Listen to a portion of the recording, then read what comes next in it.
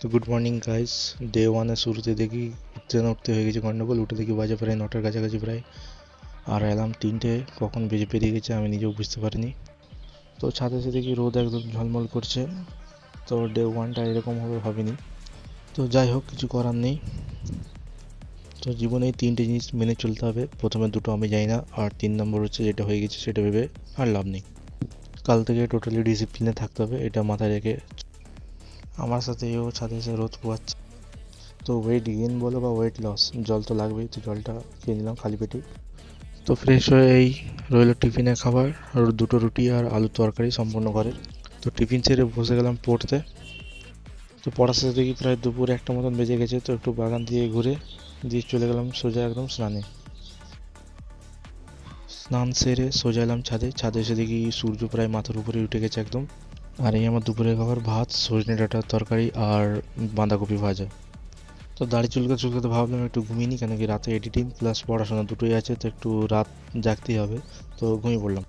ঘুম থেকে উঠে জুতো পরে রেডি ওয়াকে যাওয়ার জন্য, আর বেরিয়ে পড়লাম ওয়াকে।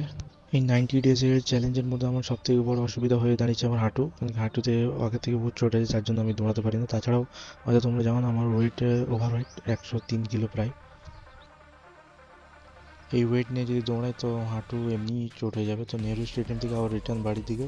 আর এই দুর্গাপুরের সৌন্দর্য ঝান্ডা আর ওইখানে ঝর্ণাটা বেশ সুন্দরই লাগছিল রাতের বেলায়। তো গাইজ, আজকে ডে ওয়ানের যে ওয়ার্কআউট ভিডিওটা তো দেখতে পাচ্ছি, ছাদে সেরকম কোনো লাইট নেই। তো জাস্ট এখনই শেষ করলাম, ফ্রেশ হয়ে ভিডিওটা বানালাম, কেন কি লাইটের ব্যবস্থা করতে পারলাম না আজকে। তো তার জন্য এক্সট্রিম সরি, হয়তো আমার ফেস দেখতে পাচ্ছ কিন্তু মানে ব্ল্যাক কালার দেখাচ্ছে। তো পাক্কা প্রমিস, নেক্সট কালকের দিন আমি পুরো ওয়ার্কআউট ভিডিওটা কাল থেকে প্রপার দেখতে হবে। আসলে আমার কাছে সেরকম এখন স্ট্যান্ড বা সেরকম প্রিপারেশন সেরকম কিছু নেই। তো আস্তে আস্তে সব আপডেট হবে।